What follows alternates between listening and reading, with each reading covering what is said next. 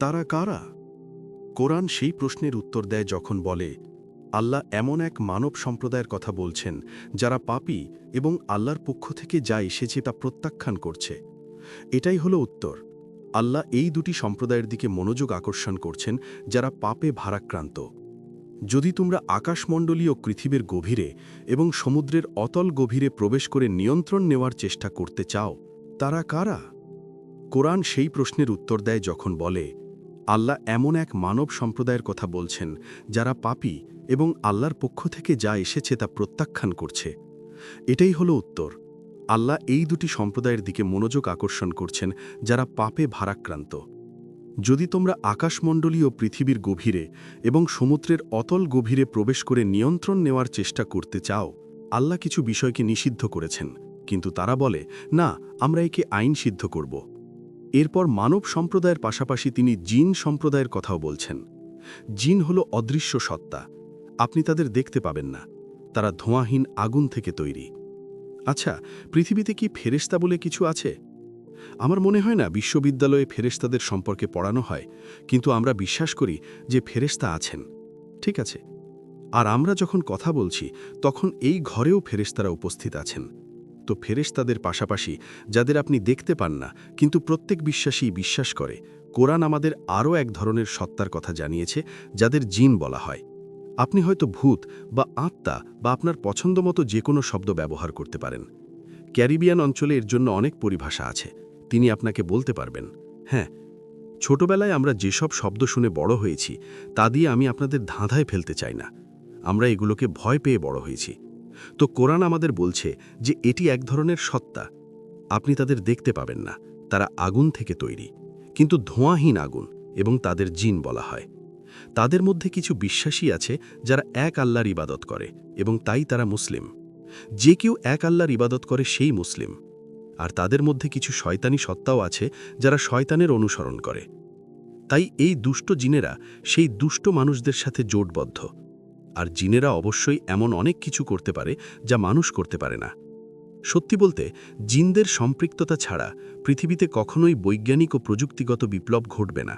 হ্যাঁ, এখন সূরা আর রহমানে ৩১ বার আল্লাহ এই দুটি দুষ্ট সম্প্রদায় মানুষ ও জিনের দিকে দৃষ্টি আকর্ষণ করছেন, এবং তিনি যে বার্তাটি দিচ্ছেন তা নিশ্চয়ই অত্যন্ত গুরুত্বপূর্ণ কিছু হবে, নইলে তিনি একই কথা একই সূরায় ৩১ বার কেন পুনরাবৃত্তি করবেন? এটাই হলো উত্তর। আল্লাহ এই দুটি সম্প্রদায়ের দিকে মনোযোগ আকর্ষণ করছেন যারা পাপে ভারাক্রান্ত, পাপে নিমজ্জিত। আর তিনি বলছেন, আমি তোমাদের দেখে নেব, আমি তোমাদের হিসেব নেব। এই দুটি পাপী সম্প্রদায়, তিনি তাদের সাথে কেমন আচরণ করবেন? কোরআনে আল্লাহ মাঝে মাঝে বলেন, যখন আমি কোনো জাতির ওপর খুব রাগান্বিত হই, আমি তাদের রূপার তৈরি ঘর এবং রূপার তৈরি সিঁড়ি দিই। তাই তারা রূপার তৈরি ঘর আর সিঁড়ি বানায় আর এক কল্পনার জগতে বাস করতে থাকে যতক্ষণ না আমি তাদের জন্য প্রস্তুত হই। তারা কল্পনার জগতে বাস করতে থাকে যতক্ষণ না আমি তাদের জন্য প্রস্তুত হই। এখন আজকের আলোচনার সবচেয়ে গুরুত্বপূর্ণ আয়াতে আসা যাক, যা আমি আগে জনসমক্ষে প্রকাশ করিনি এবং আমি চাই না এটা জনসমক্ষে আসুক। এখানে তিনি কি বলেছেন যখন তিনি বলেছেন, আমি তোমাদের দেখে নেব? এবং কখনো কখনো যখন তিনি ব্যবস্থা নেন তখন তিনি তোমাদের এই সমস্ত জিনিস দেন যাতে পরে তোমাদের ধ্বংস করতে পারেন। হে জিন ও মানব সম্প্রদায়, যারা একে অপরের সাথে জোটবদ্ধ, এই দুষ্ট মানুষেরা এবং এই দুষ্ট জিনেরা, তোমরা একে অপরের সহযোগী। যদি তোমরা আকাশমণ্ডলীর গভীরে প্রবেশ করে নিয়ন্ত্রণ নেওয়ার চেষ্টা করতে চাও এবং পৃথিবীর গভীরে ও সমুদ্রের অতল গভীরে তোমাদের স্টার ওয়ার্স দিয়ে এবং সমুদ্রের তলদেশে তোমাদের পারমাণবিক ক্ষেপণাস্ত্রে বোঝাই রোবোটিক সাবমারিন দিয়ে এবং পৃথিবীর অভ্যন্তরে রাখা তোমাদের পারমাণবিক ক্ষেপণাস্ত্র দিয়ে যা ভিতর থেকে বেরিয়ে আসে, যদি তোমরা এই প্রচেষ্টা শুরু করতে চাও, অর্থাৎ শুধু জ্ঞানের জন্য নয় বরং অন্যদের উপর জুলুম করার উদ্দেশ্যে, মারক আধিপত্য প্রতিষ্ঠার উদ্দেশ্যে, তাহলে এগিয়ে যাও এবং চেষ্টা করো। মানে হ্যাঁ, তোমরা এটা করতে সক্ষম হবে। এগিয়ে যাও, করো। কিন্তু মনে রেখো, ভুলে যেও না, সুলতান অর্থাৎ কর্তৃত্ব, তোমাদের ক্ষেপণাস্ত্র, স্যাটেলাইট বা সাবমেরিন তখনই চলতে পারবে যখন আমি অনুমতি দেব। এটা বিশ্ববিদ্যালয়ে পড়ানো হয় না, আর তাদের মিলিটারি একাডেমিগুলোও এই বিষয়ে কিছুই জানে না। মানে আল্লাহ বলছেন, কিন্তু সেই দিন যেদিন আমি অনুমতি দেব না, তোমাদের ক্ষেপণাস্ত্র উড়বে না, অথবা হয়তো সেই দিকে উড়বে না যেদিকে তোমরা চাও।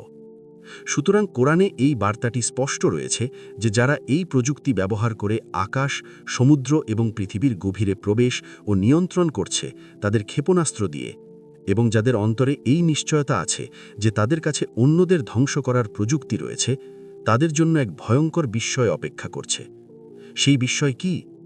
যদি আল্লাহ তার কর্তৃত্ব তুলে নেন, তোমাদের ক্ষেপণাস্ত্র উড়বে না। এবং এখন এটা স্পষ্ট, যেহেতু তিনি বলেছেন যে আমি এই পক্ষকে ওই পক্ষের ওপর আধিপত্যের আসনে উন্নীত করব, এবং আমি প্রত্যেকটি শহর ও নগর ধ্বংস করব যা ধ্বংস হওয়ার যোগ্য।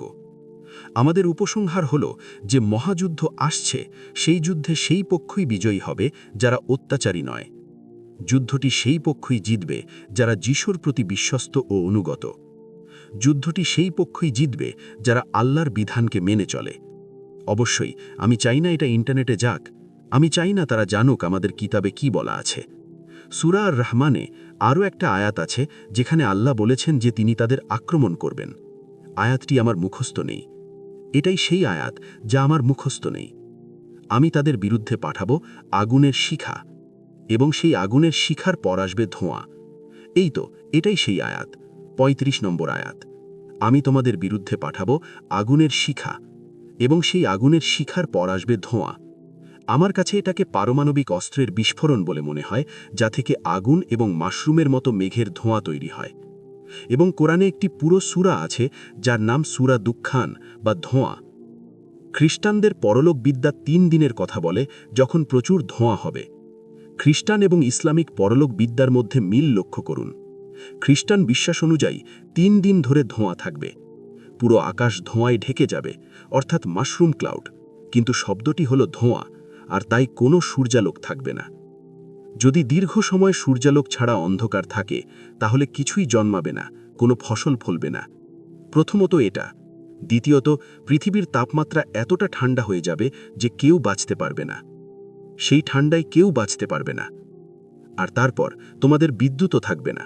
না। তো খ্রিস্টান বিশ্বাস ৩ দিনের কথা বলে।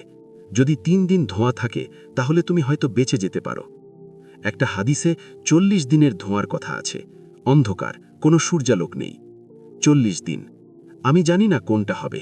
আমি আশা করি খ্রিস্টানদের দিকটাই সত্যি হবে, আশা করি ৩ দিনই হবে, যাতে ৩ দিন কোনো সূর্যালোক থাকবে না এবং পৃথিবীর পৃষ্ঠের তাপমাত্রা জমে যাওয়ার মতো ঠান্ডা হয়ে যাবে।